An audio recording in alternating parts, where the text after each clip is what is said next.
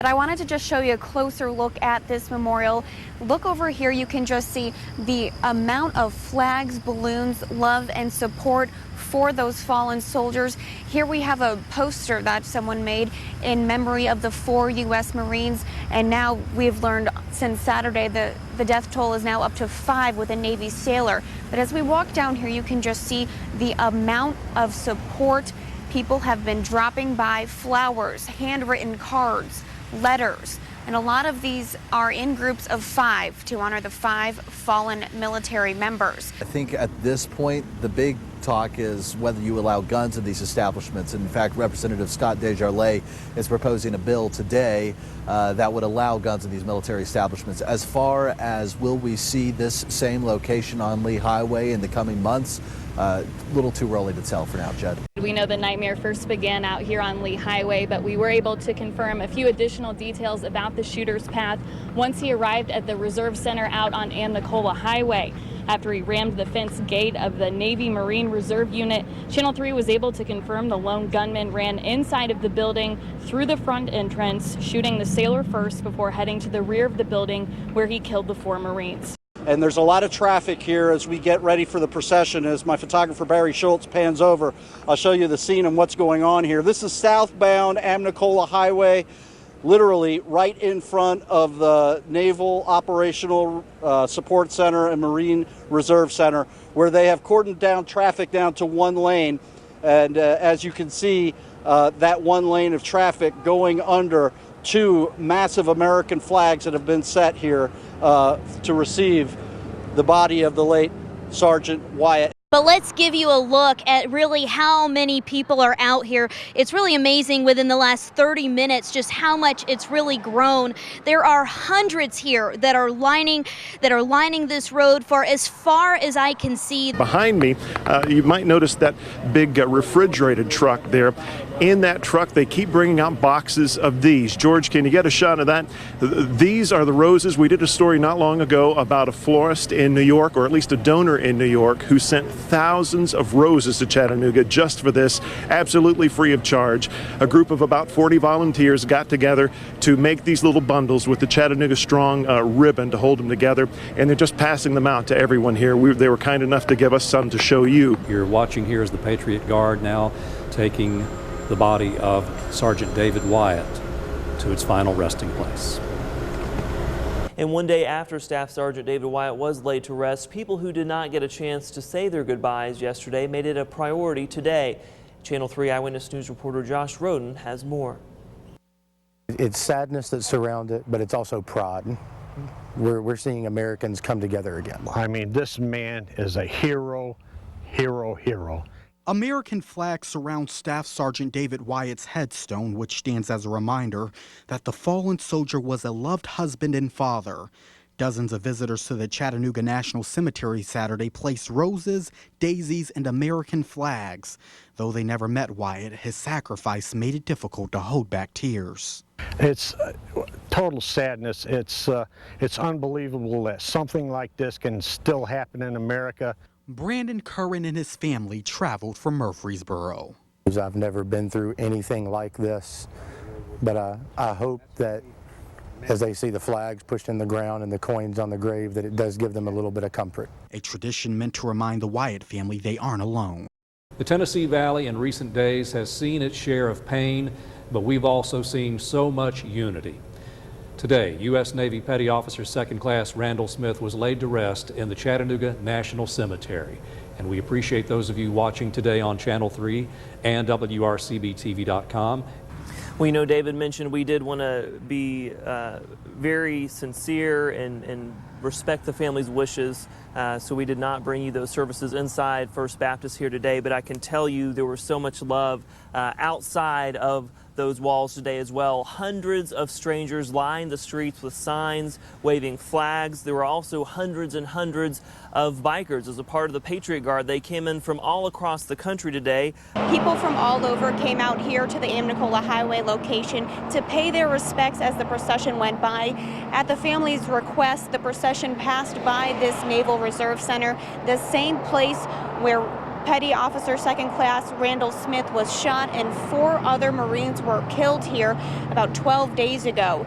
And it's been 2 weeks since a gunman opened fire at a Chattanooga military installation, killing 5 service members and wounding several others. Chattanooga police officer Dennis Pettigo was among those injured. Pettigo was shot in the ankle during that shootout with gunman Muhammad Abdulaziz. He spent several days recovering in the hospital, and he's working his way back to being healthy. He says he wouldn't be where he is today without the outpouring of support and one little girl who wanted to make a difference. Channel 3 Eyewitness News anchor Natalie Potts has this story you'll see only on 3. Natalie? What a great meeting. Well, Channel 3 has given all of the families involved in this tragedy the space that they need to heal. It's important to note that Officer Pettigo's family invited our crew to be there for this special story. Thank you for keeping us safe. 7-year-old Amanda Giovingo raised more than $300 through a lemonade stand. Thank you. I appreciate all the hard work that you do, okay? And from all the other policemen and all the military, we say thank you too. You're welcome. Because you've got a big heart. Thank you. You're welcome. He wanted to say thank you to everyone. It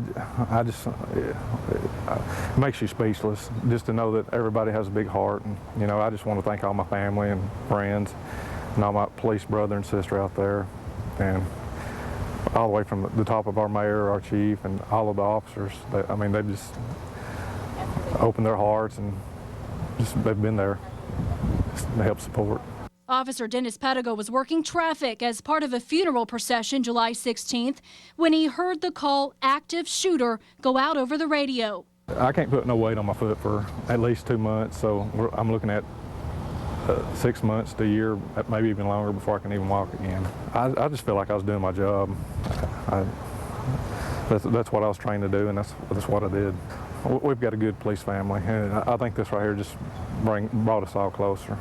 The money Amanda raised will help Pettigo and all 5 military families. It just opens your heart. A little girl that just loves so much in the community, wants to do something, and we just need more people like that. How are you doing? I'm doing a lot better. Here you go. Thank you. You're Can I hug? Hey, I want to thank you for thinking about me and having your lemonade stand, okay? Okay. I heard you did a good job. You're welcome. All right. Again, 5. Like, it just tears your heart just to know the outpouring of all the love. Officer Pettigo has a long road of recovery ahead. He's still unable to bear any weight on his injured left leg. It could take anywhere from 6 months to 1 year before he's able to walk normally. We have a link to a fundraising effort for the Pettigo family started by his immediate supervisor on our website, WRCBTV.com. Live in the studio, Natalie Potts, Channel 3 Eyewitness News. When the wind blows and when it rains, the flags fall over. Every night after work, Dana Anderson comes across the street to the makeshift memorial on Amnicola Highway. So I just hammer in the flags, pick them up and pick up trash. Even though in a couple of days, these flags, messages, and mementos will be moved, Anderson does the job anyway. Not because she's been asked, but because it's a part of her way to give back. I can't put on a uniform and go overseas or join the military, but I can pull grass. You know, I can take a couple hours of my day and come out here and pull some grass and pick up the flags, get the flags up off the ground. You know, it's the least I can do. Anderson was working across the street when the gunman opened fire at the Naval and Marine Reserve Center. She remembers hearing the gunshots. We thought that there was shooters in all the businesses, you know, killing everybody. I mean, that's what we thought. We didn't know. And it was such a helpless feeling because I knew that I couldn't get to my family. For Anderson, being here every night after work is more than pulling grass. It's how she copes. Just talking to everybody, and it just kind of helps to know that we're not alone and that there are people that actually care, you know. As the city as a whole continues to heal, details continue to emerge on a tribute in the works next month. Channel 3 obtained a letter from Mayor Andy Burke to music artist Harry Connick Jr., inviting him to perform Eternal Father at the event called Chattanooga Unite, a tribute on the river. It's set for September 16th, 2 months after the shooting. For Anderson, it's another example of Chattanooga's resilience. It's a tragedy that happened, but good is coming from the tragedy, just like it always can if we allow it to.